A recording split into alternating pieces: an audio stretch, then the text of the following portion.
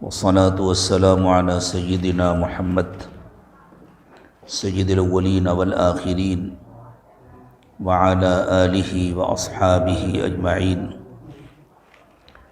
أما بعد فأعوذ بالله من الشيطان الرجيم. بسم الله الرحمن الرحيم. يا أيها الذين آمنوا اتقوا الله ولتنظر نفس ما قدمت لغد واتقوا الله إن الله خبير بما تعملون. ولا تكونوا كالذين نسوا الله فأنساهم أنفسهم أولئك هم الفاسقون. لا يستوي أصحاب النار وأصحاب الجنة أصحاب الجنة هم الفائزون. سبحان ربك رب العزة عما يصفون وسلام على المرسلين والحمد لله رب العالمين. اللهم صل على سيدنا محمد وعلى آل سيدنا محمد وبارك وسلم. اللهم صل على سيدنا محمد وعلى آل سيدنا محمد وبارك وسلم. اللهم صل على سيدنا محمد وعلى آل سيدنا محمد وبارك وسلم. ہم سب کو اللہ تعالیٰ نے بہت چھوٹی سی زندگی دے کر دنیا میں بھیجا ہے. دروازہ بند کر دو، یہ دروازہ بند کر دو. بہت چھوٹی زندگی دی ہے اللہ نے ہم کو.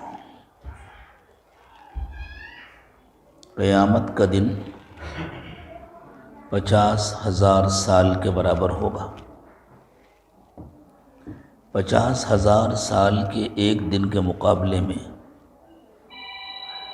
دنیا کی 60-70 سال کی زندگی کتنی بڑی ہے. 1 گھنٹے کی بھی تو نہیں ہوئی.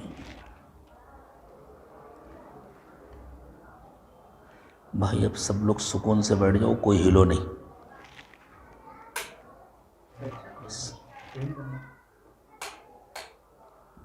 کیوں تیز؟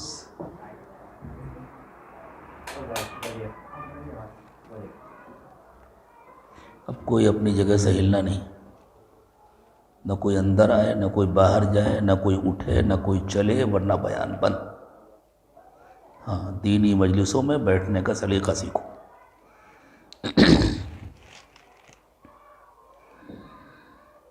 غور کریں،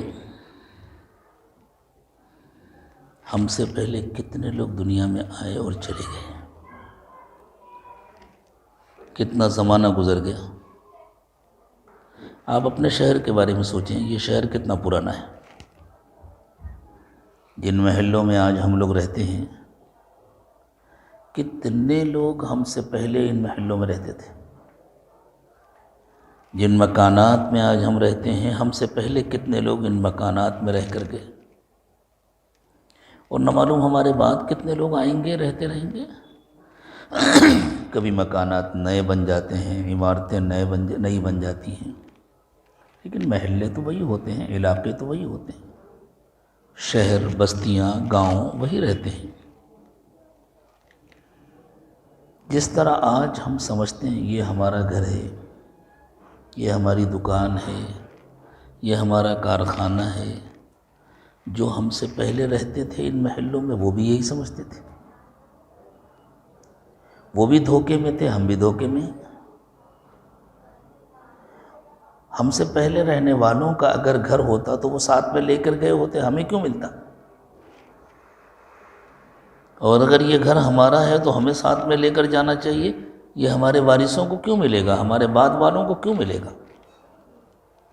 ان الارض للہ یورثها من یشاء من عباده والعاقبۃ للمتقین. زمین اللہ کی ہے، اللہ جسے چاہتے ہیں دیتے ہیں. کامیابی یہ نہیں ہے کہ بہت اچھا گھر بن گیا، بہت اچھے کپڑے مل گئے، بہت زیادہ دولت ہو گئی، بہت پیسے ہو گئے، یہ سب کچھ تو یہیں رہ جائے گا، یہ سب چھوٹ جانے والی چیزیں ہیں۔ وَالْعَاقِبَةُ لِلْمُتَّقِينَ، اللہ فرماتے ہیں کامیابی ان کی ہے جنہوں نے اللہ سے ڈر کر زندگی گزاری، ان کا انجام اچھا ہے۔ جس طرح کسی ریلوے اسٹیشن پر ہر وقت مجمع رہتا ہے، جن اسٹیشنوں پر 24 گھنٹے ٹرینیں آتی جاتی ہیں ان اسٹیشنوں پر 24 گھنٹے مجمع رہتا ہے، لیکن ہر وقت مجمع بدلتا رہتا ہے۔ کچھ لوگ آ رہے ہوتے ہیں، کچھ جا رہے ہوتے ہیں، کچھ آ رہے ہوتے ہیں، کچھ جا رہے ہوتے ہیں۔ دنیا کے جتنے بڑے ایئرپورٹ ہیں وہ سب 24 گھنٹے آباد رہتے ہیں، لیکن وہاں دیر تک کوئی نہیں رکتا، تھوڑی تھوڑی دیر میں مجمع بدلتا رہتا ہے، آنے والے آ رہے ہوتے ہیں، جانے والے جا رہے ہوتے ہیں۔ بالکل یہی حال ہے اس دنیا کا، یہاں ہر وقت مجمع بدلتا رہتا ہے۔ روزانہ ماہرین کا اندازہ یہ ہے کہ روزانہ تقریباً 25 لاکھ لوگوں کا انتقال ہو جاتا ہے روزانہ، اور اتنے ہی یا اس سے کچھ زیادہ بچے روزانہ پیدا ہوتے ہیں۔ تو روز مجمع بدلتا ہے نا، آنے والے آ رہے ہوتے ہیں، جانے والے جا رہے ہوتے ہیں۔ ٹھیک ہے، ریلوے اسٹیشن پر اور پلیٹ فارم پر مجمع آدھا گھنٹہ رکتا ہے، 1 گھنٹہ رکتا ہے، ایئرپورٹوں پر ایسے ہی 1 گھنٹہ 1.5 گھنٹہ لوگ رکتے ہیں اور پھر چلے جاتے ہیں۔ اس دنیا میں آنے والے 50 سال، 60 سال، 70 سال، 80 سال رکتے ہیں، لیکن دنیا کی جتنی عمر گزر چکی ہے اس کے مقابلے میں اس 60 70 سال اور 80 سال کی کیا حیثیت ہے؟ اصل میں ہم دنیا میں اچھی زندگی جینے نہیں آئے ہیں، جس کو عرف میں اچھی زندگی سمجھا جاتا ہے کہ بہت پیسے ہو جائیں، بہت تعلقات ہو جائیں، بہت اچھا گھر بن جائے، بہت اچھی گاڑی آ جائے، بہت عمدہ کھانے کا انتظام ہو جائے، اسی کو اچھی زندگی سمجھا جاتا ہے۔ اللہ یہ نعمتیں بھی سب کو نصیب فرمائیں، کسی کو محروم نہ فرمائیں، لیکن اصل میں ہم اس دنیا میں اچھی زندگی جینے نہیں آئے ہیں، ہم اس دنیا میں اچھی موت کی تیاری کرنے آئے ہیں اور اچھی موت مرنے آئے ہیں۔ جس کو اچھی موت نصیب ہو گئی اور جس نے اپنی پوری زندگی میں محنت کر کے اچھی موت کی تیاری کر لی، اس کے لیے ہمیشہ ہمیش کی زندگی، اب اس کو اچھی زندگی ملے گی۔ اللہ نے فرمایا من عمل صالحا من ذکر او انثى وهو مؤمن فلنحيينه حیاتا طیبہ، جس مرد نے اور جس عورت نے ایمان کے ساتھ نیک اعمال کیے، ہم اس کو اچھی زندگی دیں گے۔ یہ اچھی زندگی موت کے بعد کی زندگی ہے، یہ قبر کی زندگی ہے، یہ حشر کی زندگی ہے، یہ جنت کی زندگی ہے انشاءاللہ۔ دنیا میں جتنے جاندار ہیں انسانوں کے علاوہ، ان جانداروں کے پاس کل کا تصور نہیں ہے، ان کے ذہن میں کوئی کل نہیں ہے جو آنے والا ہو۔ ان جانداروں کو بھی اللہ ہی نے پیدا کیا ہے، ہم انسانوں کو بھی اللہ نے پیدا کیا ہے، لیکن ہمارے اور ان کے درمیان یہ بہت بڑا فرق ہے کہ ان کو کل کا تصور نہیں ملا، انسانوں کو کل کا تصور ملا ہے۔ اسی لیے ہر آدمی پوری زندگی آنے والے کل کی فکر میں رہتا ہے۔ جانور کو اس کی کوئی فکر نہیں ہوتی۔ جانور کا حال تو یہ ہے کہ جیسے ہی اس کا پیٹ بھر گیا تو اسے یہ خیال بھی نہیں رہتا کہ مجھے دوبارہ پھر بھوک لگے گی۔ وہ آئندہ کے لیے بچا کر نہیں رکھتا۔ دیہاتوں میں جو لوگ جانور پالتے ہیں وہ خوب جانتے ہیں کہ جانور چارہ کھانے کے بعد باقی چارہ بکھیر دیتا ہے، بکریاں پیر مار کر کے گرا دیتی ہیں۔ قرآن پاک نے کھائے ہوئے چارے کا، بکھرے ہوئے چارے کا تذکرہ کیا ہے۔ یمن کے بادشاہ، یمن کے گورنر ابرہہ نے جب ہاتھیوں کی فوج لے کر مکہ مکرمہ پر چڑھائی کی تھی، اور اللہ تعالیٰ نے چھوٹے چھوٹے پرندوں کا لشکر بھیجا تھا ان پر آسمان سے بمباری کرنے کے لیے۔ آسمانی حملہ، فضائی حملہ انسانی تاریخ میں پہلی مرتبہ وہ تھا۔ اس سے پہلے انسانوں کو نہیں معلوم تھا کہ اوپر سے بھی کوئی حملہ ہو سکتا ہے۔ چھوٹے چھوٹے پرندے تھے وہ کتنے بڑے تھے یقین سے نہیں کہہ سکتے، چونکہ ہماری اردو زبان میں ابابیل ایک پرندے کو کہتے ہیں، عربی میں ابابیل کسی پرندے کا نام نہیں ہے۔ عربی میں ابابیل پرندوں کے جھنڈ کو کہتے ہیں، کوئی بھی پرندہ، وہ بہت ساری چیل ہوں، وہ بہت سارے کوے ہوں، وہ بہت سارے کبوتر ہوں، وہ بہت ساری چڑیا ہوں، جب وہ جھنڈ کی شکل میں آتے ہیں تو ان کو ابابیل کہتے ہیں۔ ہم اردو والے جن پرندوں کو ابابیل کہتے ہیں وہ بھی چونکہ جھنڈ کی شکل میں ہی نکلتے ہیں تو ہم لوگ ان کو ابابیل کہتے ہیں، تو ہمارے ذہن میں آتا ہے کہ وہی پرندہ ہوگا چھوٹا سا۔ یہ ضروری نہیں ہے، وہ چھوٹا تھا کہ بڑا تھا، کتنے سائز کا تھا، اللہ کو معلوم ہے۔ وہ پرندوں کے جھنڈ آئے تھے، ان کے پنجوں میں ایک ایک کنکری تھی اور ان کی چونچ میں ایک کنکری تھی، یعنی ہر پرندے کے پاس 3 کنکری۔ وہ بمبار پرندے تھے وہ، اور بس انہوں نے آ کر اوپر سے وہ کنکریاں چھوڑنی شروع کی تھی، اور جیسے بندوق کی گولیاں لگتی ہیں ایسے وہ گولیاں، وہ کنکریاں ابرہہ کے لشکر پر گر رہی تھی۔ ہاتھی کے اوپر گرتی تھی تو ہاتھی کو پار کر کے نیچے چلی جاتی تھی، سوار کے سر پر اگر لگتی تھی تو جسم کو پار کر کے نکل جاتی تھی، اور جو ان کی لاشیں پورے علاقے میں پھیلی ہوئی تھیں، گری پڑی تھیں، قرآن نے اس کو کہا فَجَعَلَهُمْ كَعَصْفٍ مَأْكُولٍ۔ ہم نے ان کو، اللہ نے ان کو ایسا بنا دیا جیسے کھایا ہوا چارہ کہ جانور چارہ کھانے کے بعد بکھیر دیتا ہے، پھیلا دیتا ہے، ایسے پھیلے پڑے۔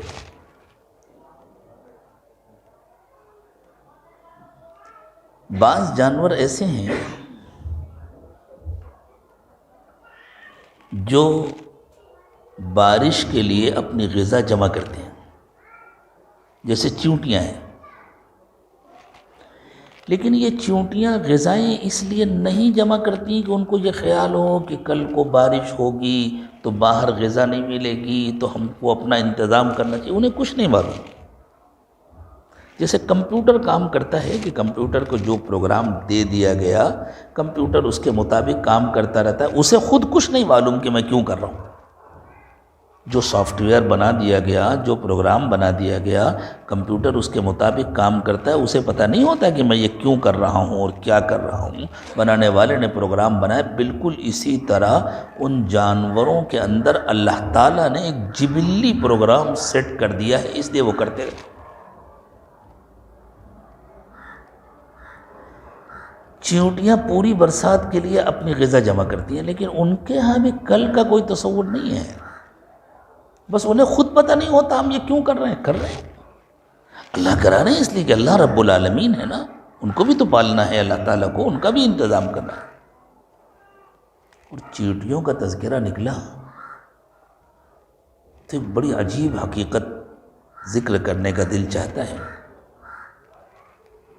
زمین کے اندر جو چیونٹیوں کے گھر ہوتے ہیں وہ زمین میں سوراخ کر کے چیونٹیاں بناتی ہیں۔ اب جب بارش ہوتی ہے تو ان سوراخوں سے تھوڑا تھوڑا پانی بھی جا سکتا ہے نا، حالانکہ وہ بہت گہرائی میں ہوتے ہیں، تقریباً 8 میٹر، یہ چھت بھی 8 میٹر نہیں ہوگی، یہ تو 8-9 فٹ ہوگی، 8 میٹر تک کی گہرائی میں چیونٹیوں کی کالونیاں ہوتی ہیں، وہاں وہ گھر بناتے ہیں۔ لیکن وہ 4 مہینے کے لیے جن دانوں کو لے جا کر کے جمع کرتی ہیں، چھوٹے چھوٹے دانے، ان کے اگ جانے کا خطرہ ہو سکتا ہے نا، کہ ان دانوں میں جڑیں نکل آئیں، پودے بن جائیں، تو وہ ان کے کھانے کے قابل نہیں رہیں گی۔ یہ اللہ کی قدرت ہے، اللہ کی شان ربوبیت ہے۔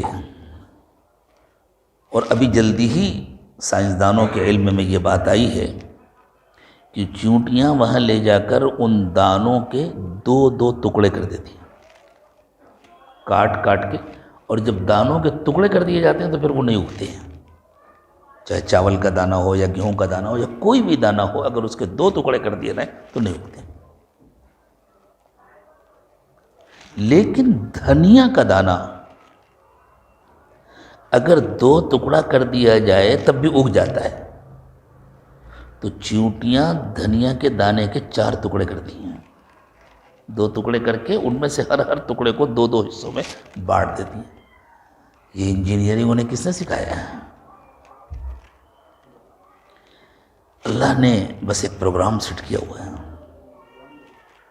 باقی انسان کو اللہ نے کل کا تصور دیا ہے، پوری زندگی انسان کل کے تصور میں جیتا ہے۔ بچے کو انتظار ہوتا ہے میں جوان ہوں گا تو یہ کروں گا، اور جوان کو انتظار ہوتا ہے میں بوڑھا ہوں گا تو یہ کروں گا۔ آدمی کم کھاتا ہے، کم پہنتا ہے، بچت کرتا ہے، کاہے کے لیے؟ کل کے لیے۔ کچھ پیسے بچیں گے تو کل کو کام آئیں گے، اور یہ کل اس کی پوری زندگی میں کبھی نہیں آتا۔ 100 سال کے بڈھے سے بھی پوچھو تو اسے کل کی فکر ہے، اور 20 سال کے جوان سے بھی پوچھو تو اسے کل کی فکر ہے، اور کسی کو اور لمبی عمر مل جائے، 200 400 500 سال کی عمر مل جائے تب بھی اسے کل کی فکر رہے گی۔ یہ کل کسی کی زندگی میں نہیں آتا۔ اصل میں اللہ تعالیٰ نے کل کا تصور انسان کو اس لیے عطا فرمایا ہے تاکہ انسان اس کل کی تیاری کرے جو اس زندگی کے بعد آنے والا ہے۔ یہ زندگی آج ہے اور موت کے بعد کی زندگی کل ہے۔ موت ایسی حقیقت ہے جس سے کوئی انکار نہیں کر سکتا۔ ہر چیز کا انکار کرنے والے دنیا میں مل جائیں گے، اللہ کا انکار کرنے والے مل جائیں گے، رسول کا انکار کرنے والے مل جائیں گے، دین و مذہب کا انکار کرنے والے مل جائیں گے، شریعت کے احکام کا انکار کرنے والے مل جائیں گے۔ جو لوگ زبان سے کلمہ پڑھتے ہیں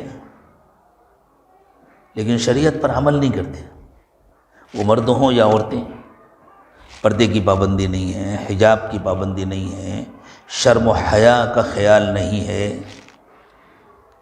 وہ حقیقت میں انکار ہی کرنے والے ہیں۔ زبان سے ہمت نہیں ہوتی انکار کرنے کی، لیکن عمل سے، کردار سے انکار ہوتا ہے۔ اللہ تعالیٰ اس انکار سے، اس کے وبال سے ہماری حفاظت فرمائے۔ تو ہر چیز کا انکار کرنے والے دنیا میں مل جاتے ہیں، لیکن موت کا انکار کرنے والا کوئی نہیں ملتا۔ کوئی ملحد، کوئی کافر، کوئی مشرک یہ کہہ سکتا ہے کہ موت کوئی چیز نہیں ہے، میں موت کو نہیں مانتا، موت نہیں آنی۔ موت کے بعد کی زندگی کا انکار کرنے والے لوگ ہیں، موت کے بعد کے حالات کا انکار کرنے والے ہیں، لیکن موت کا انکار کوئی نہیں کرتا۔ سب کو پتہ ہے کہ موت ہر ایک کو آنی ہے، جو پیدا ہوا ہے اس کو موت آنی ہے۔ زندگی ایک پروگرام ہے جس کا خاتمہ ہونا ہے۔ دنیا کی جو زندگی، جیسے ہی بچہ پیدا ہوا، بچی پیدا ہوئی، بس اس کی عمر گھٹنی شروع ہو گئی۔ ایک دن گزرا تو عمر ایک دن کم ہو گئی، 1 سال گزرا تو عمر 1 سال کم ہو گئی۔ جتنا وقت گزرتا جاتا ہے عمر کم ہوتی جاتی ہے، اور ہر شخص اپنی موت کے قریب ہوتا جاتا ہے۔ ہمارا ہر قدم گویا قبر کی طرف اٹھ رہا ہے۔ ہم کہیں بھی جائیں، مشرق میں جائیں، مغرب میں جائیں، شمال میں جائیں، جنوب میں جائیں، کسی طرف بھی جائیں، حقیقت میں ہمارا ہر قدم قبرستان کی طرف اٹھ رہا ہوتا ہے، ہمارا ہر قدم قبر کی جانب اٹھ رہا ہوتا ہے، اور ہم ہر پل اپنی موت سے قریب ہو رہے ہوتے ہیں۔ اس سے بڑی نادانی کی بات کوئی نہیں ہو سکتی کہ کوئی یوں سمجھے کہ مرنے کے بعد کچھ نہیں ہوگا۔ ایسا کیسے ہو سکتا ہے کہ مرنے کے بعد کچھ نہ ہو؟ اللہ تعالیٰ نے سب کو ایک جیسی زندگی تو نہیں دی، سب کو ایک جیسے اعمال کی توفیق بھی نہیں دی۔ ہم دنیا میں خود فیصلہ کرتے ہیں، ہم اچھے نیک با اخلاق انسانوں کو اچھا سمجھتے ہیں،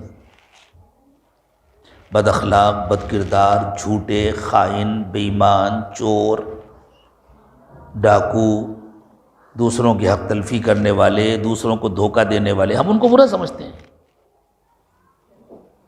اور دنیا میں بھی اچھے اعمال کا بدلہ الگ ہوتا ہے، برے اعمال کا بدلہ الگ ہوتا ہے۔ ایک طالب علم نے بہت محنت سے پڑھا تو وہ امتحان میں کامیاب ہوتا ہے، اسے انعام ملتا ہے۔ ایک طالب علم نے محنت سے نہیں پڑھا تو وہ ناکام ہوتا ہے۔ گویا یہ اس بات کا اعتراف ہے کہ دونوں طالب علموں کی زندگی ایک جیسی نہیں ہے، اس لیے دونوں کا انجام بھی ایک جیسا نہیں ہوگا۔ تو جب ساری دنیا اس کا اعتراف کرتی ہے کہ زندگیاں 2 قسم کی ہیں، ایک اچھی زندگی، ایک بری زندگی، یہ الگ بات ہے کہ لوگوں نے اپنے اپنے معیار بنائے ہوئے ہیں اچھی اور بری زندگی کے، لیکن لوگوں کو کیا حق پہنچتا ہے کہ وہ معیار بنائیں؟ یہ حق تو صرف اللہ کا ہے، یہ حق تو صرف پروردگار عالم کا ہے۔ اللہ نے زندگی کو پیدا کیا ہے، اللہ نے انسانوں کو پیدا کیا ہے، اللہ کو حق ہے کہ اللہ بتلائے کہ کون سی زندگی اچھی ہے، کون سی زندگی بری ہے۔ اپنی طرف سے فیصلہ کرنا یہ انسانوں کی نادانی ہے، لیکن اپنی طرف سے فیصلہ کرنا بھی اس بات کی دلیل ہے کہ ہر انسان یہ سمجھتا ہے کہ زندگی 2 قسم کی ہوتی ہے، ایک اچھی زندگی، ایک بری زندگی۔ اخلاق 2 قسم کے ہوتے ہیں، ایک اچھے اخلاق، ایک برے اخلاق، اور ہر انسان یہ کہتا ہے کہ دونوں کا انجام ایک نہیں ہوتا یا ایک نہیں ہونا چاہیے، دونوں کا انجام الگ الگ ہونا چاہیے۔ تو اگر کوئی ناسمجھ یوں سمجھتا ہے کہ مرنے کے بعد انسان ختم ہو گیا، تو اس کا مطلب یہ ہے کہ وہ یوں سمجھ رہا ہے کہ مرنے کے بعد دونوں قسم کی زندگیوں کا ایک ہی انجام ہے، یہ بھی ختم، یہ بھی ختم۔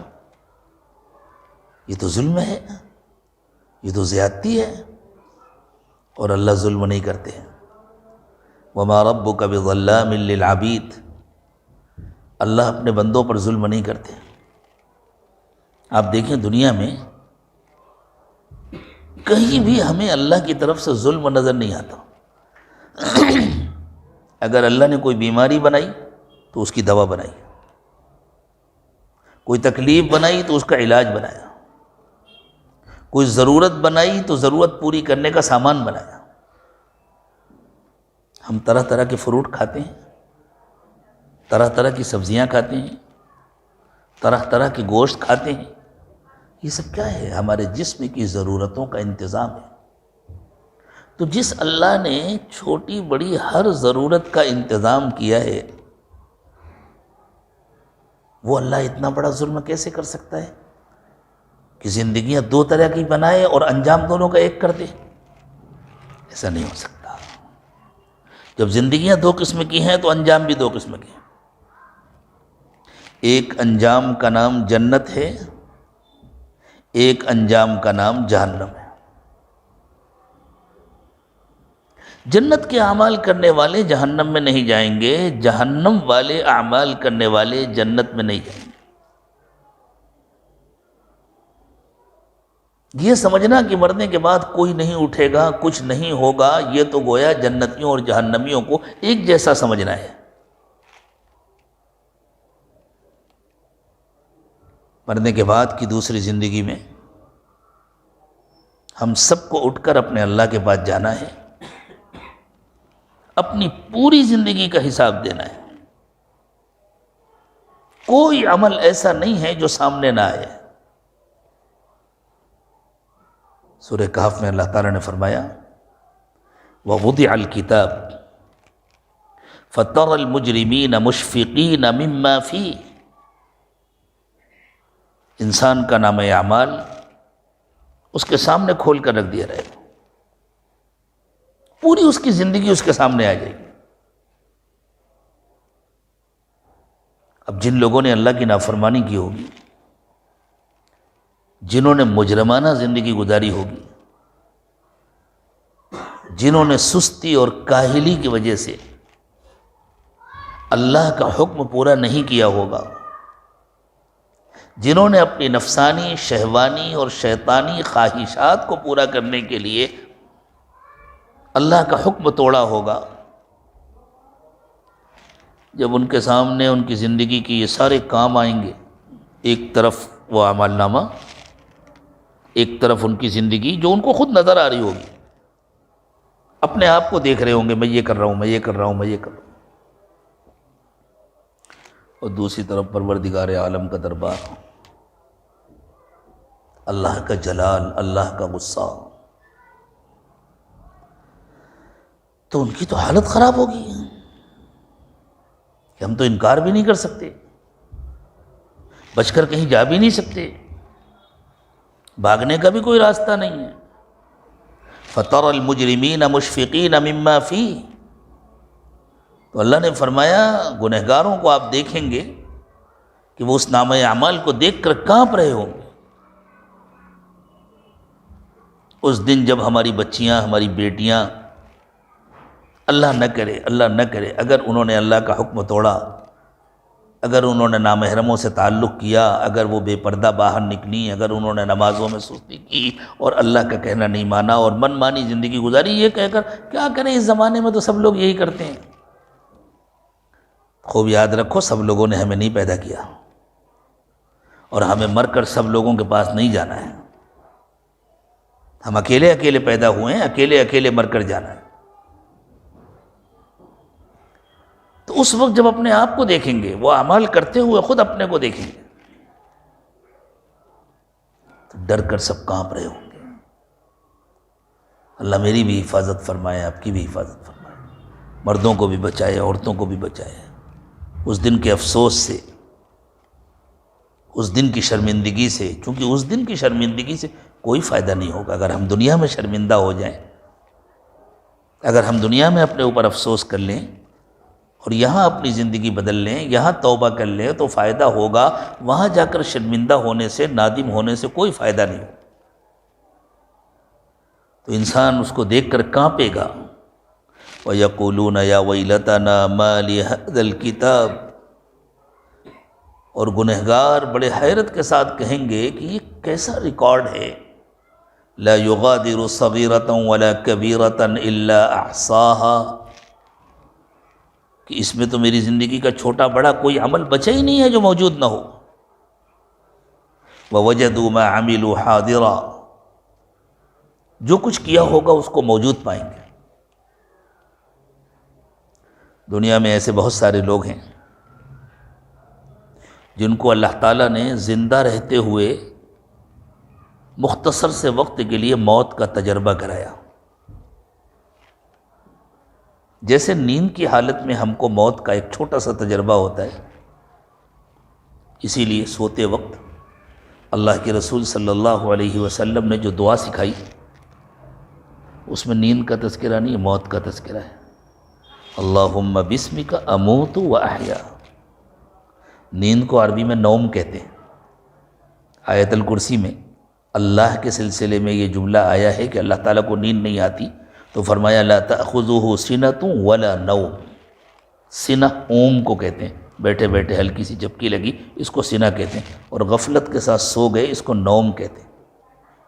تو اللہ کے نبی صلی اللہ علیہ وسلم چاہتے تو یہ دعا سکھاتے، اللہم بسمک انام و استیقظ، کہ اللہ میں آپ کے نام پر سو رہا ہوں، آپ کے نام پر جاگتا ہوں، لیکن دعا سکھائی اللہم بسمک اموت و احیا، اللہ میں آپ کے نام پر مرتا ہوں، آپ کے نام پر جیتا ہوں۔ یہ بتلایا اللہ کے نبی صلی اللہ علیہ وسلم نے کہ نیند بھی موت کا ایک چھوٹا سا تجربہ ہے، اور سو کر کے اٹھنا ایسا ہے گویا دوبارہ زندگی مل گئی۔ ایسے ہی قیامت کے دن سب لوگ اٹھیں گے، ایسی قبر میں جانے کے بعد اندر کی زندگی ہوگی اور اٹھیں گے۔ خود اللہ تعالیٰ نے ارشاد فرمایا اللہ یتوفی الانفس حین موتها واللتی لم تمت فی منامها، کہ جب کسی کی موت کا وقت آتا ہے تو اللہ جان نکال لیتے ہیں، اور ابھی جس کی موت کا وقت نہیں آیا اس کو بھی نیند کی حالت میں اس کی بھی جان نکال لیتے ہیں۔ فَيُمْسِكُ الَّتِي قَضَى عَلَيْهَا الْمَوْتَ وَيُرْسِلُ الْأُخْرَى إِلَىٰ أَجَلٍ مُّسَمًّى، تو جس کی موت کا فیصلہ ہو گیا اس کی جان کو اللہ اپنے پاس روک لیتے ہیں، جس کی موت کا فیصلہ نہیں ہوا اس کو واپس کر دیتے ہیں۔ تو جس طرح نیند کی حالت میں ایک ہلکا سا تجربہ ہوتا ہے، دنیا میں ایسے ہزاروں لوگ ہیں جن کو اللہ تعالیٰ نے اس سے زیادہ کا تجربہ کرایا، ایسا تجربہ کرایا کہ فزیکلی ڈاکٹروں نے ان کی موت کا فیصلہ کر دیا، اعلان کر دیا یہ مر گئے۔ دل کی حرکت بند ہو گئی، سانس کی آمد و رفت ختم ہو گئی، آنکھوں کی چمک ختم ہو گئی، جسم بالکل ڈھیلا ہو گیا، دماغ نے کام کرنا بند کر دیا، اور ڈاکٹروں نے فیصلہ کر دیا کہ یہ مر گئے۔ اس کے بعد پھر سے اللہ نے ان کو زندہ کر دیا۔ وہ موت نہیں ہے، لیکن موت کا ایک تجربہ ہے، اس لیے کہ موت کے بعد دنیا میں کوئی جیتا نہیں ہے۔ تو ایسے ہزاروں لوگ ہیں جن کو اللہ تعالیٰ نے اس قسم کا تجربہ کرایا۔ ان میں سے بعض لوگ ایسے ہیں جن کو میں ذاتی طور پر جانتا ہوں، جن کے حالات ان کی زبان سے سنے میں نے، اور بہت سارے ایسے لوگ ہیں جن کو میں ذاتی طور پر نہیں جانتا، لیکن میں نے ان کے اس تجربے کے واقعات کو پڑھا ہے، اور بہت دنوں تک پڑھا ہے ایسے لوگوں کے حالات۔ میں ان میں سے ایک آدھ باتیں ذکر کروں گا تاکہ یہ بات آسانی سے سمجھ میں آئے کہ نامہ اعمال کس طرح سامنے آئے گا۔ ایک خاتون نے، جن کو اسی قسم کا تجربہ ہوا تھا، اور ڈاکٹروں نے کہہ دیا تھا کہ ان کا انتقال ہو گیا، اور بعد میں ڈاکٹروں نے دیکھا کہ ارے بھائی یہ تو پھر زندہ ہو گئی۔ انہوں نے اپنے حالات بتلائے کہ میں نے یہ دیکھا کہ میں اپنے جسم کے اندر سے نکلی، میرا جسم وہ رکھا ہوا ہے، اور میں نکل آئی باہر۔ اسی طرح ایک صاحب جن کا آپریشن ہو رہا تھا، اور میں ان کو ذاتی طور پر جانتا ہوں، انہوں نے مجھے بتلایا، ڈاکٹروں نے ان کی موت کا فیصلہ کر دیا تھا۔ انہوں نے کہا کہ میں نے اپنے آپ کو دیکھا کہ میں اپنے جسم کے اندر سے یوں نکلا اور بالکل ہلکا ہو گیا، اور ہوا میں اڑتے اڑتے کنارے جا کر کے دیوار کے ساتھ میں وہاں رک گیا، اور میں دیکھ رہا ہوں میرا جسم وہ رکھا ہوا ہے۔ اور ڈاکٹر لوگ آپس میں باتیں کر رہے ہیں کہ بھائی اس کا تو انتقال ہو گیا، تو اس کا آپریشن فیل ہو گیا، یہ ہو گیا۔ اس کے بعد پھر انہوں نے کوشش کی، مشین لگائی اور کچھ سانس، مصنوعی سانس دینے کی کوشش کی، اور وہ کہتے ہیں پھر میں نے دیکھا کہ میں وہاں سے یوں چل کر کے آیا اور اپنے جسم کے اندر داخل۔ یہ ہے نفس انسانی جو نکلتا ہے۔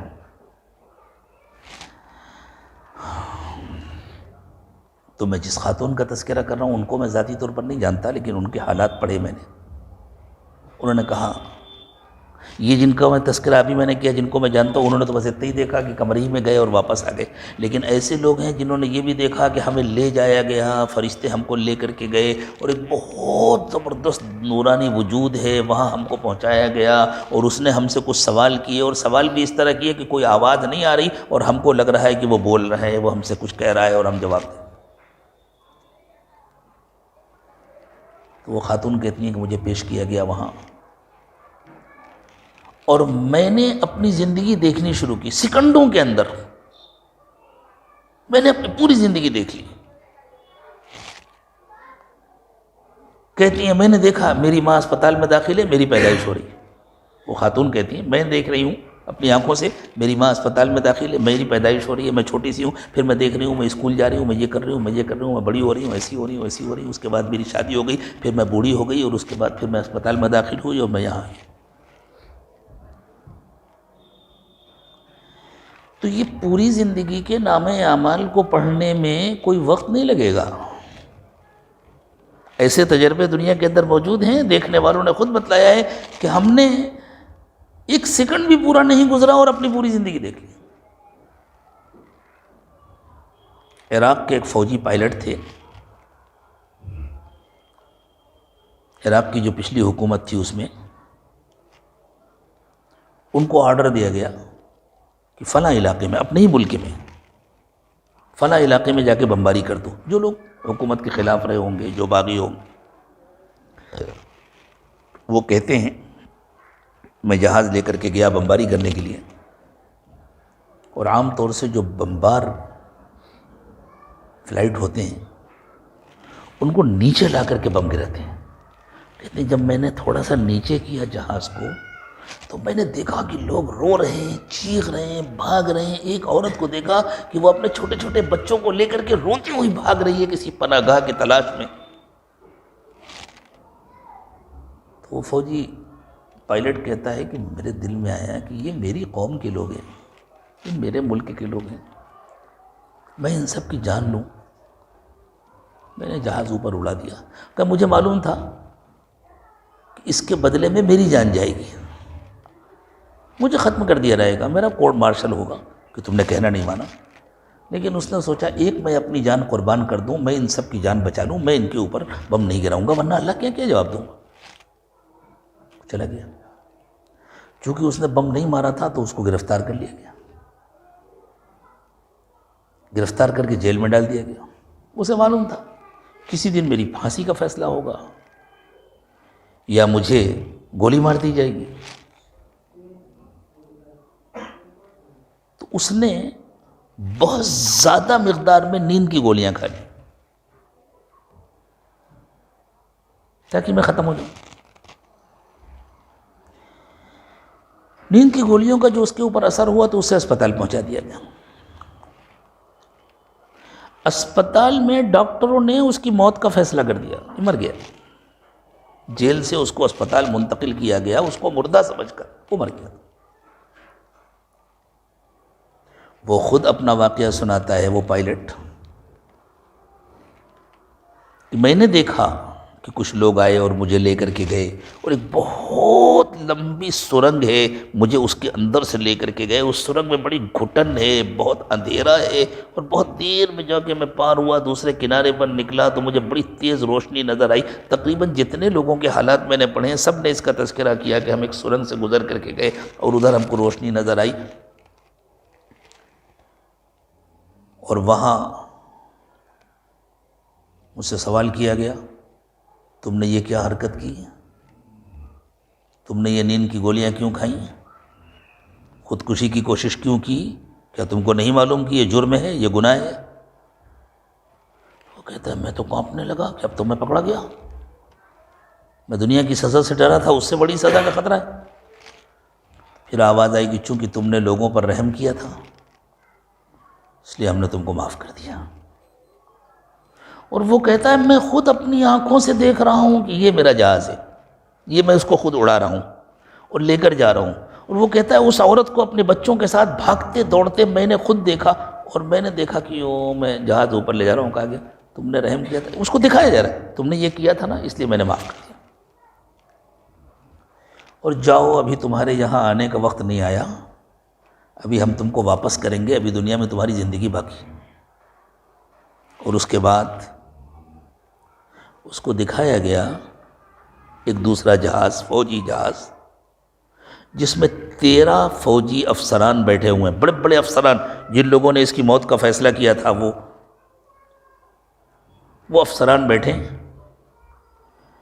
اور اس کو دکھایا گیا کہ دیکھو یہ جہاز جا رہا ہے نا، یہ کل تباہ ہو جائے گا، اور اس کو تباہ ہوتے دکھایا، اور ان سب کو مرتے ہوئے دکھایا گیا کہ کل ختم ہو جائے گا۔ پھر اس کو واپس بھیج دیے گا، تم واپس جاؤ۔ جب اس کی آنکھ کھلی جو ڈاکٹر تھا اس کو بھی تعجب ہوا کہ ارے یہ مردہ زندہ ہو گیا. تو اس نے ڈاکٹر کو دیکھا، اپنی کچھ باتیں بتلانی چاہییں تو ڈاکٹر سمجھا کہ یہ پاگل ہو گیا ہے. اس نے چونکہ نیند کی گولیاں زیادہ کھا لی تھیں، اس کے اوپر سخت اثر ہوا، اس کا دماغ چل گیا، یہ پتہ نہیں کیسی باتیں کر رہا ہے. اس نے بڑی مشکل سے جا کر ڈاکٹر سے یوں کہا کہ ڈاکٹر میری بات سمجھو، مجھے واپس بھیجا گیا ہے، ابھی میری موت کا وقت نہیں آیا تھا، میری جان چلی گئی تھی اور فلاں فلاں فلاں کل مر جائیں گے، اور ان کے جہاز کا حادثہ ہوگا، فلاں جگہ پر ہوگا اور اس طرح ہوگا. تو ڈاکٹر نے یوں سمجھا کہ یہ پاگل ہو گیا ہے، ایسی باتیں کر رہا ہے. لیکن ڈاکٹر کی بھی ہمت نہیں ہوئی کہ وہ میرے ملک کے اتنے بڑے بڑے فوجی ہیں، میں ان کا نام لے کر کسی سے کہوں. بالکل خاموش رہا. دوسرے دن اچانک ٹی وی پر اطلاع ملی فلاں فلاں مقام پر اس جہاز کا حادثہ ہوا جس میں یہ 13 افسران تھے اور یہ سب ختم ہو گئے. اور بالکل اسی طرح تب ڈاکٹر کی آنکھیں کھلی اور اس نے جا کر کے پھر اس سے پوچھا تو اس نے کہا بھائی میں دیکھ کر کے آیا ہوں، میں اللہ کے پاس ہو کر کے آیا ہوں، میں دیکھ کر کے. یہ سنے سنائے افسانے نہیں ہیں، یہ اسی زمانے کی زندہ حقیقتیں ہیں. جن لوگوں کے حالات میں نے پڑھے ہیں پوری تفصیل کے ساتھ پڑھے تھے، یہ کون ہیں، کہاں رہتے ہیں. اکثر واقعات تو امریکہ کے ہیں. یہ نمونے اللہ تعالیٰ انسانوں کو دکھاتے ہیں تاکہ انسانوں کی آنکھیں کھل جائیں. ہم ایمان والے ہیں، اللہ کرے ہماری آنکھیں کھل جائیں. ابھی بھی اگر ہماری آنکھیں نہیں کھلی تو جب حقیقت میں کل کو آنکھ کھلے گی اس وقت سب کچھ ختم ہو چکا ہوگا، کوئی فائدہ نہیں ہوگا. ہم مر کر ختم نہیں ہو جائیں گے. موت تو ہر ایک کو آنی ہے، اسے کوئی انکار نہیں کر سکتا. ہر ایمان والے کو معلوم ہے کہ موت پر خاتمہ نہیں ہوتا. موت کو ہم اردو میں بھی انتقال کہتے ہیں نا. انتقال ٹرانسفر کا نام ہے، ادھر سے ادھر چلا جانا. تو موت اس کا نام ہے کہ انسان پہلے اس دنیا کی زندگی میں تھا، اب وہ آخرت کی زندگی میں چلا گیا. پہلے اس جسم کے ساتھ تھی اس کی زندگی، اب جسم الگ ہو گیا، جان الگ ہو گئی. یہ ہے وہ کل جو جسم اور جان کے الگ ہونے کے بعد شروع ہوتا ہے. یہ کل اس دنیا کی زندگی میں کبھی نہیں آتا، روزانہ اس کا آج ہی رہتا ہے. اسی لیے پوری زندگی گزر جاتی ہے، بچپن گزرتا ہے، جوانی گزرتی ہے، بڑھاپا آ جاتا ہے، لیکن کل نہیں آتا. کل کا انتظار ہر ایک کو رہتا ہے اور کل نہیں آتا. یہ کل ہے جو موت کے بعد آئے گا. اس وقت نہ ہمارے خاندان والے کام آئیں گے، نہ ہمارے رشتہ دار کام آئیں گے، نہ ہمارے تعلقات کام آئیں گے. اس وقت صرف ہمارا ایمان کام آئے گا، ہمارے اعمال کام آئیں گے. اس دن کے لیے ہم سوچیں کہ ہم نے کیا تیاری کی. اس دن اللہ کا ڈر کام آئے گا، اس دن تقوی کام آئے گا، اس دن نیکیاں کام آئیں گی. ہمارے رشتہ دار تو قبر تک جا کر کے واپس آ جائیں گے. سب سے پہلے تو مال ساتھ چھوڑتا ہے. ادھر آنکھ بند ہوئی ادھر وہ وارثوں کا ہو گیا. اور سب سے دیر میں رشتہ دار ساتھ چھوڑتے ہیں، لیکن کہاں تک جا سکتے ہیں رشتہ دار؟ صرف قبرستان تک. قبر کے اندر کوئی نہیں جاتا. قبر کے اندر تو ہر انسان کو اکیلے جانا ہے اور وہاں جا کر اپنی زندگی کا حساب اکیلے دینا ہے. ہم میں سے ہر ایک کو یہ سوچنا چاہیے، مردوں کو بھی عورتوں کو بھی، وہاں ہمارا کیا ہوگا. عقل مند وہ ہے جو وہاں کی تیاری کرے. جس نے وہاں کی تیاری نہیں کی اس سے بڑا ناسمجھ کوئی نہیں ہے، اس سے بڑا نادان کوئی نہیں ہے. اللہ اس نادانی سے مردوں کو بھی بچائے، عورتوں کو بھی بچائے. تو اللہ تعالیٰ نے ایمان والوں سے فرمایا، بظاہر تو ایسا لگ رہا ہے کہ یہ صرف مردوں سے کہا جا رہا ہے، لیکن ایسے موقعوں پر قرآن پاک میں جو بات کہی جاتی ہے وہ صرف مردوں سے نہیں کہی جاتی، وہ مردوں سے، عورتوں سے، دونوں سے کہی جاتی ہے. جیسے اس وقت ہمارے سامنے مرد بیٹھے ہیں لیکن ہم صرف مردوں سے تھوڑی گفتگو کر رہے ہیں، ہم تو مردوں سے بھی گفتگو کر رہے ہیں، عورتوں سے بھی گفتگو کر رہے ہیں، اپنے بھائیوں سے بھی بات کر رہے ہیں، اپنی بہنوں سے بھی بات کر رہے ہیں. تو اللہ تعالیٰ نے فرمایا یا ایھا الذین آمنوا اتقوا اللہ ایمان والو اللہ سے ڈرو. ایمان والوں سے کہا جا رہا ہے اللہ سے ڈرو. تمہیں تو پتہ ہے نا کہ اللہ بڑے طاقتور ہیں، تمہیں تو معلوم ہے کہ اللہ ہی حاکم مطلق ہیں، تمہیں تو معلوم ہے کہ ہمیں اللہ نے پیدا کیا ہے، تمہیں تو پتہ ہے کہ ساری نعمتیں اللہ دیتے ہیں، تم کو تو اس کی خبر ہے کہ ہمیں مر کر اللہ کے پاس واپس جانا ہے. سب کچھ معلوم ہونے کے باوجود تم اللہ سے نہیں ڈرتے تو تم سے بڑا بیوقوف کون ہوگا؟ مردوں سے بھی یہی کہا جا رہا ہے، عورتوں سے بھی یہی کہا جا رہا ہے، اے ایمان والو اللہ سے ڈرو. یعنی ایمان کا تقاضا ہے کہ ہمارے اندر اللہ کا ڈر ہو، ایمان کا تقاضا ہے کہ تقوی ہو. کوئی یوں سمجھے ہم مسلمان تو ہیں لیکن ہم متقی نہیں ہو سکتے، اس سے بڑی ناسمجھی کی کوئی بات نہیں ہو سکتی. وہ مسلمان کیسا جو متقی نہیں ہو سکتا؟ وہ ایمان والا کیسا جس کی زندگی میں تقوی نہ ہو؟ ایمان کا تقاضا ہے کہ تقوی ہو. یا ایھا الذین آمنوا اتقوا اللہ، اے ایمان والو اللہ سے ڈرو. وَلْتَنظُرْ نَفْسٌ مَّا قَدَّمَتْ لِغَدٍ، اور ہر ایک کو اس پر نظر رکھنی چاہیے کہ اس نے کل کے لیے کیا کیا. دیکھیں عمومی طور پر قرآن نے کہا کہ ایمان والو اللہ سے ڈرو، اور یہ عمومی طور پر نہیں کہا اور اس کا خیال رکھو کہ کل کی کیا تیاری کی. اگر عمومی طور پر اللہ تعالیٰ کہہ دیتے یہ ہوتا ہاں مجموعی طور پر ایک بات کہہ دی گئی ہے، پوری جماعت سے کہہ دی گئی ہے، ہمارے امیر صاحب تیاری کر لیں گے تو کافی ہے، ہمارے ابا تیاری کر لیں گے تو کافی ہے، ہمارے گھر کے بڑے تیاری کر لیں گے تو کافی ہے. اللہ کہتے ہیں یہ امیر صاحب کا مسئلہ نہیں ہے، یہ کسی جماعت کا مسئلہ نہیں ہے، یہ کسی خاندان کا مسئلہ نہیں ہے، یہ ہر فرد کا مسئلہ ہے، یہ ہر شخص کا مسئلہ ہے، یہ ہر عورت کا مسئلہ ہے، ہر مرد کا مسئلہ ہے، یہ ہر بچے کا مسئلہ ہے، ہر جوان کا مسئلہ ہے، ہر بوڑھے کا مسئلہ ہے، یہ ہر ایک کا مسئلہ ہے. وَلْتَنظُرْ نَفْسٌ مَّا قَدَّمَتْ لِغَدٍ، ہر جان کو اس پر نظر رکھنی چاہیے، ہر شخص کو ہر وقت اس پر نظر رکھنی چاہیے کہ اس نے کل کی کیا تیاری کی ہے. اور کل کی یہ تیاری تقوی کے بغیر نہیں ہو سکتی. ہمارے معاشرے میں جتنی خرابیاں ہیں، جتنی برائیاں ہیں، جو ہمیں پتہ ہیں جو نہیں بھی پتہ، ہر جگہ الگ الگ خرابیاں ہوتی ہیں، ہر قسم ہر جگہ کے الگ الگ گناہ ہوتے ہیں. کہیں دکھاوا ہے، کہیں فضول خرچی ہے، کہیں بے حیائی ہے، کہیں ناجائز تعلقات ہیں. اللہ سب کی حفاظت فرمائے. یہ جتنی خرابیاں ہیں یہ سب کیوں ہیں؟ تقوی نہ ہونے کی وجہ سے. اللہ کا ڈر نہیں ہے. اور تقوی کب نہیں ہوتا؟ جب ایمان نہیں ہوتا تو تقوی نہیں ہوتا. دیکھیں اگر کرنٹ آ رہا ہے تو بلب میں روشنی ہوگی، ٹیوب میں روشنی ہوگی، اور اگر کرنٹ نہیں ہے اور بلب کے اوپر سفید کلر لگا دیا گیا ہے تو کلر تو ہوگا لیکن روشنی تو نہیں ہوگی نا. جس طرح اگر کرنٹ آ رہا ہے تو روشنی ہونی چاہیے، اگر کرنٹ آ رہا ہے تو پنکھا چلنا چاہیے، اے سی چلنا چاہیے، گیزر آن ہونا چاہیے، اسے کام کرنا چاہیے. بالکل اسی طرح اگر ایمان ہے تو تقوی ہونا چاہیے. ابھی اگر یہ بلب اچانک بند ہو جائے تو کسی کو بتلانا پڑے گا کہ کرنٹ چلا گیا؟ سب کو خود بخود معلوم ہو جائے گا کہ کرنٹ چلا گیا. اسی طرح اگر زندگی میں تقوی نہیں ہے تو خود بخود اس سے یہ بات معلوم ہو جائے گی کہ ایمان نہیں ہے. اگر دل کے اندر ایمان ہے تو زندگی میں تقوی ہوگا.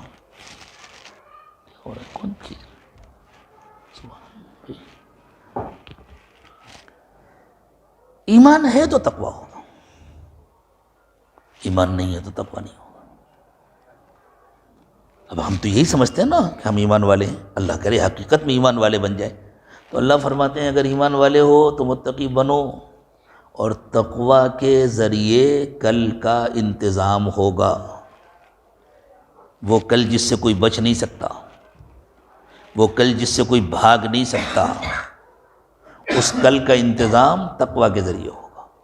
اس لیے پہلے فرمایا یا ایھا الذین آمنوا اتقوا اللہ، اے ایمان والو اللہ سے ڈرو. وَلْتَنظُرْ نَفْسٌ مَّا قَدَّمَتْ لِغَدٍ، اور ہر ایک کو ہر وقت اس پر نظر رکھنی چاہیے کہ اس نے کل کے لیے کیا تیاری کی ہے. وَاتَّقُوا اللَّهَ، اور اللہ سے ڈرو. یعنی تقوی ہے تو کل کی فکر ہوگی، اور کل کی فکر تقوی کے ذریعے ہوگی۔ کل کی فکر کرنے کا طریقہ یہ کہ تم متقی بنو، اللہ سے ڈرو، اللہ کی نافرمانیوں سے بچو، اللہ کا حکم مانو۔ ایک ایک بات کہنے کی ضرورت نہیں ہے، ہر بات میں یہ معلوم کرو یہاں اللہ کا حکم کیا ہے، جو اللہ کا حکم ہو وہ مانو، جو اللہ کا حکم نہیں ہے، جس سے اللہ نے منع کیا اس سے رکو۔ ان اللہ خبیر بما تعملون، تم کیا کیا کرتے ہو اللہ کو سب پتہ ہے۔ مرد کیا کرتے ہیں، عورتیں کیا کرتی ہیں، لڑکے کیا کرتے ہیں، لڑکیاں کیا کرتی ہیں، کون کیا کرتا ہے، چھوٹے کیا کرتے ہیں، بڑے کیا کرتے ہیں، سب کو پتہ ہے۔ اور دیکھو جو لوگ اللہ کو بھول جاتے ہیں نا، اللہ ان سے سمجھداری چھین لیتے ہیں، عقل چھین لیتے ہیں، پھر وہ خود ایسے کام کرتے ہیں جس سے ان کا نقصان ہوتا ہے۔ ایسا لگتا ہے جیسے وہ اپنے آپ کو بھول گئے، اپنے فائدوں کو بھول گئے، وہ خود ایسی غلطیاں کرتے ہیں جن سے ان کا اپنا نقصان ہوتا ہے، گویا اللہ ان سے ان کو بھلا دیتے ہیں۔ ہم لوگ چونکہ حضرت محمد صلی اللہ علیہ وسلم کے امتی ہیں، تو اللہ تعالیٰ ہم سے ڈائریکٹ نہیں کہہ رہے کہ دیکھو ہمیں نہ بھول جانا ورنہ ہم تم کو بھلا دیں گے۔ یہ اللہ کی محبت ہے۔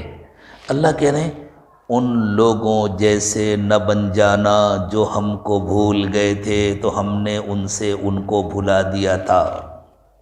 اس کے دو فائدے، ایک تو جب اللہ نے کہا ان لوگوں جیسے نہ بن جانا تو ذہن میں سوال ہوا، اچھا ایسے لوگ دنیا میں گزرے ہیں، ہمیں دیکھنا چاہیے، ان کے حالات پڑھنا چاہیے۔ اللہ کہتے ہیں پڑھو، قوم نوح کے حالات پڑھو، قوم عاد کے حالات پڑھو، قوم سمود کے حالات پڑھو، قوم فرعون کے حالات پڑھو، قوم لوط کے حالات پڑھو۔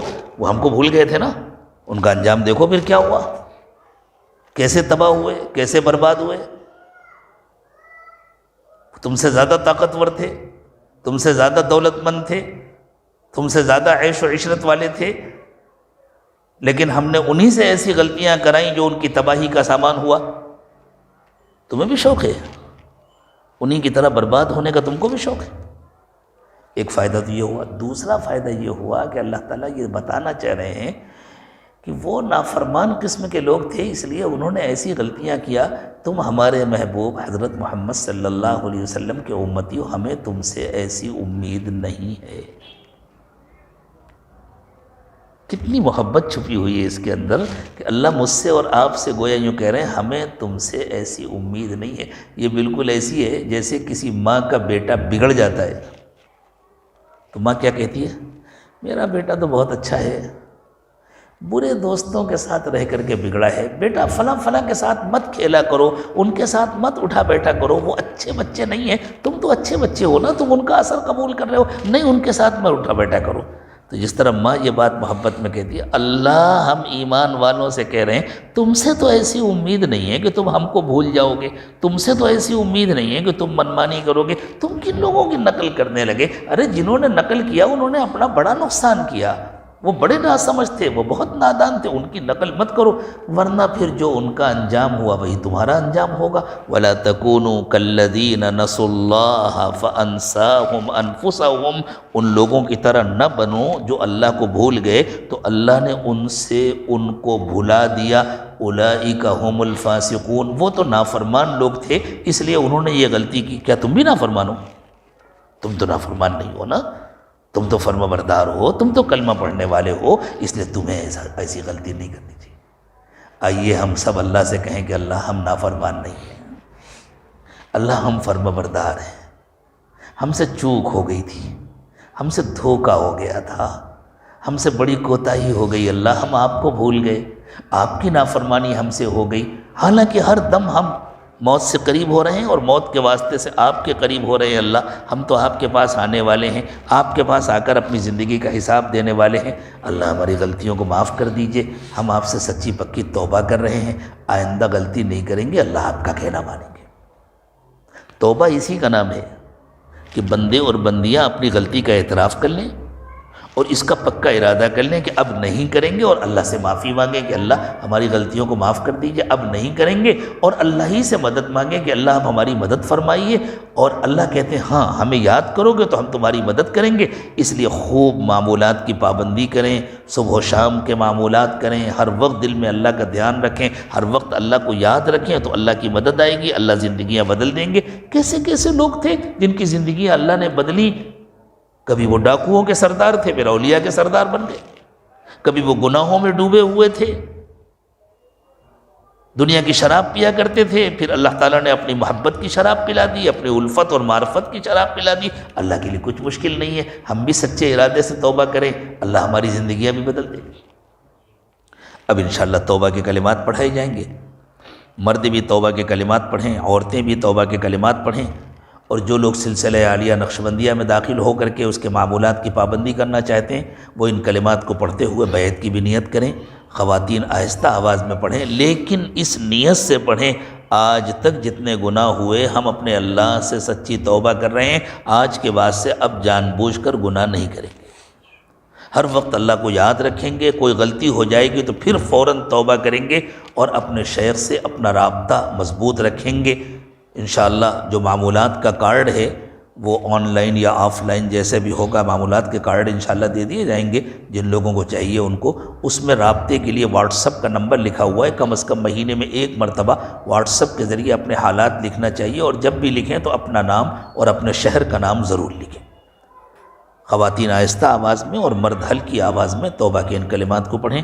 بسم اللہ الرحمن الرحیم، لا الہ الا اللہ محمد الرسول اللہ صلی اللہ علیہ وسلم، آمنت باللہ وملائکتہ وکتبہ ورسلہ والیوم الآخر والقدر خیرہ وشرہ من اللہ تعالی والبعث بعد الموت، آمنت باللہ کما ہوا باسمائہ وصفاتہ وقبلت جمیع احکامہ، اشہد ان لا الہ الا اللہ واشہد ان محمدا عبدہ ورسولہ، استغفر اللہ ربی من کل ذنب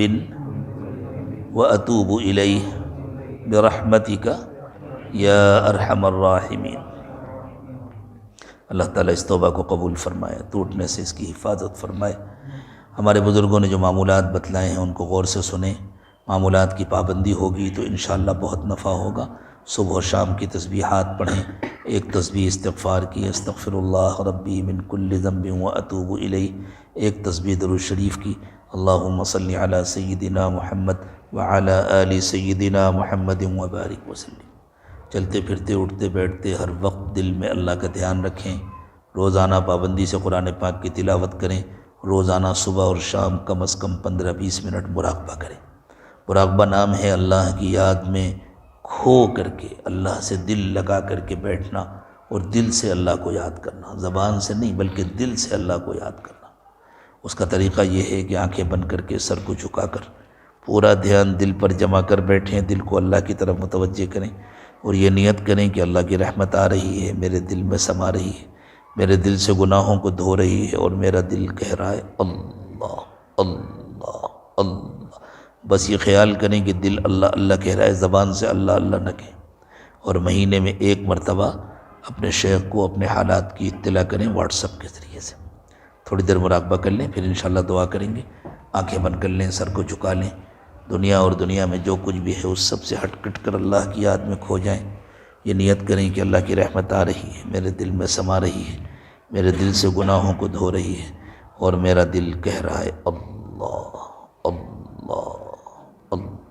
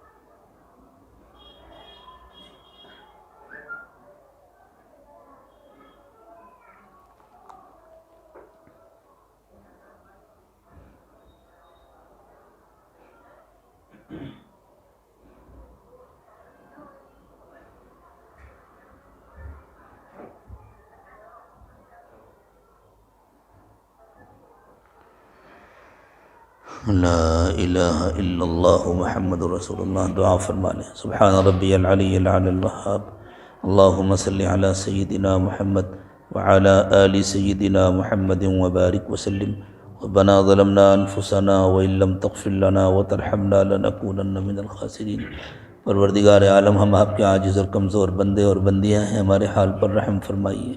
اللہ، ہماری زندگیاں گناہوں میں ڈوبی ہوئی ہیں، اللہ ہم سر سے پیر تک گناہوں میں لت پت ہیں، اللہ ہمیں معاف فرما دیجئے، اللہ ہمارے گناہوں کو معاف فرما دیجئے، اللہ ہمارے گناہوں کو معاف فرما دیجئے، اللہ قیامت کے دن کی ذلت اور رسوائی سے ہماری حفاظت فرمائیے، اے اللہ قبر میں ناکامی سے ہماری حفاظت فرمائیے، اے اللہ قبر کو جہنم کا گڑھا بننے سے بچا دیجئے، جنت کی کیاری بنا دیجئے، اللہ ہمیں اچھی زندگی، اچھی موت، اچھا انجام نصیب فرمائیے، بری زندگی، بری موت، برے انجام سے حفاظت فرمائیے، اے اللہ ہماری نگاہوں کو پاک کر دیجئے، دلوں کو صاف کر دیجئے، سینوں کو اپنی محبت سے لبریز فرمائیے، پیارے اللہ ہماری ہڈی ہڈی بوٹی بوٹی میں اپنی محبت پیدا فرمائیے، اللہ دلوں کی غفلت دور فرما دیجئے، دلوں کو اپنی یاد سے آباد فرما دیجئے، اللہ ہمارے انگ انگ سے رومے رومے سے اپنا ذکر جاری فرمائیے، اللہ ہر قسم کی بیماریوں سے پریشانیوں سے حفاظت فرمائیے، ہمارے ظاہر کو 100% سنتوں سے سجا دیجئے، ہمارے باطن کو اپنی یاد سے آباد فرما دیجئے، اللہ مردوں کو با جماعت تکبیر اولیٰ کے ساتھ مساجد میں نمازیں ادا کرنے کی توفیق عطا فرمائیے، اے اللہ عورتوں کو پورے پردے کے اہتمام کے ساتھ اپنے گھر میں رہنے اور اول وقت میں نماز ادا کرنے کی توفیق عطا فرمائیے، اے اللہ بے حیائی سے اور بے حیائی کے تمام کاموں سے حفاظت فرمائیے، اللہ شرم و حیا نصیب فرمائیے، اللہ شرم و حیا نصیب فرمائیے، اللہ اپنا ہر حکم پورا کرنے کی توفیق عطا فرمائیے، اپنی نافرمانی سے حفاظت فرمائیے، اللہ ہمارے ظاہر کو سنتوں سے اور ہمارے باطن کو اپنی یاد سے آباد فرما دیجئے، اللہ جب تک زندہ رکھیے دین و ایمان کے ساتھ زندہ رکھیے، تمام طاقتوں اور قوتوں کے ساتھ زندہ رکھیے، اور جب موت کا وقت آئے تو کامل ایمان کی موت نصیب فرمائیے، اللہ ہماری آخرت کو ہماری دنیا سے بہتر بنا دیجئے، ہمارے باطن کو ہمارے ظاہر سے بہتر بنا دیجئے۔ ربنا تقبل منا انک انت السمیع العلیم وتب علینا انک انت التواب الرحیم، سبحان ربک رب العزة عما یصفون وسلام علی المرسلین والحمد للہ رب العالمین۔